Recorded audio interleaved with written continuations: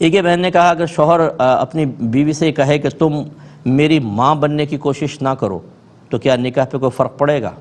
نہیں، ان الفاظ سے کوئی فرق نہیں پڑے گا، ٹھیک ہے؟ یہ تو غصے میں اس نے ویسے ہی کہے ہیں۔